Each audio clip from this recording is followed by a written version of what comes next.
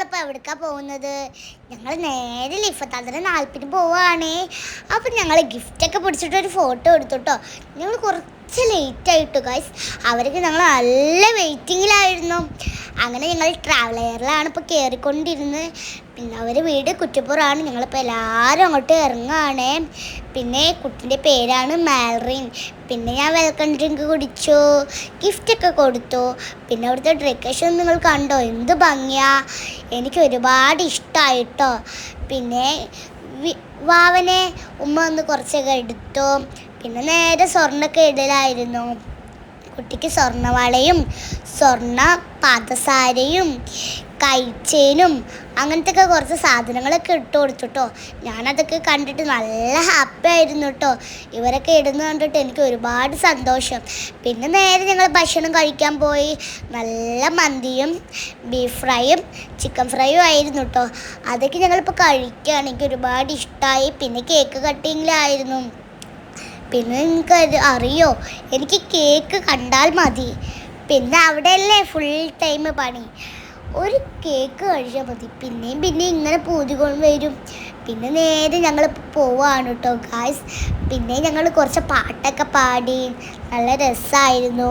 പിന്നെ ഞങ്ങൾ ഇങ്ങനെ യാത്ര ഇങ്ങനെ തുടങ്ങുകയാണ്. പിന്നെ അടിപൊളി സ്ഥലമൊക്കെ കണ്ടു കേട്ടോ അവിടെ ആയിട്ട്. പിന്നെ ഹെൻസക്കുട്ടി ഇവിടെ കൈയും ചെറിച്ചിട്ട് ഇരിക്കുന്നുണ്ട് കേട്ടോ ഗായ്സ്. എനിക്കത് കണ്ടിട്ടാണെങ്കിലും ചെറി വരുന്നു. പിന്നെ നേരെ ഞങ്ങൾ ഊഞ്ഞാലിലെത്തി. ഊഞ്ഞാലിൽ ഞങ്ങൾ 2 ദിവസം നിൽക്കാൻ വന്നതാണ് ഗായ്സ്. പിന്നെ നിങ്ങൾക്ക് അറിയണ്ടേ, മാർക്കിസ്റ്റ് ജയിച്ചിട്ടുള്ള DJയും പാട്ടും എന്ത് ശബ്ദ! ഞങ്ങളിതൊന്നും അറിഞ്ഞില്ലായിരുന്നു. ഞങ്ങളവിടെ വന്ന് കുറച്ചേരം ഇരിക്കും സംസാരിച്ചപ്പോഴാണ് ഇവർ തങ്ങളോട് പറയുന്നത് ഇവിടെ DJയും പാട്ടും അതും ഇതൊക്കെ ആയിരുന്നു. അങ്ങനെ നേരെ ആ DJ പാട്ടൊക്കെ ഞങ്ങൾ കേൾക്കാൻ ഓടിപ്പോയി. നല്ല രസമായിരുന്നു. ഹിബിനും തനിഷും ഞങ്ങളോട് പറയാതെ അവർ നേരെ DJ പാട്ട് ഡാൻസൊക്കെ കളിക്കാൻ വേണ്ടി അവർ പോയി. പിന്നെ ഞങ്ങൾ അതിങ്ങനെ കണ്ടോണ്ട് രസിച്ചിരിക്കുകയായിരുന്നു കേട്ടോ. പിന്നെയാണ് ഞാൻ അറിയുന്നത് കേട്ടോ, വൈറ്റ് ഡ്രസ്സും റെഡ് തുണിയും വേറെ ലെവലാണ് ഗായ്സ് ഇത്.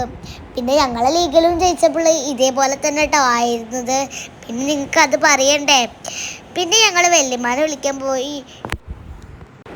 അങ്ങനെ ഞങ്ങളെല്ലാവരും ഹോസ്പിറ്റലിൽ പോയി വല്യമ്മാനെ കാണാൻ. വല്യമ്മക്ക് തീരെ സുഖമില്ല, പനിയായതുകൊണ്ടൊന്ന് ഞങ്ങൾ കാണാൻ പോയതാണ്. ഇപ്പം സുഖമുണ്ട് കേട്ടോ ഗായ്സ്.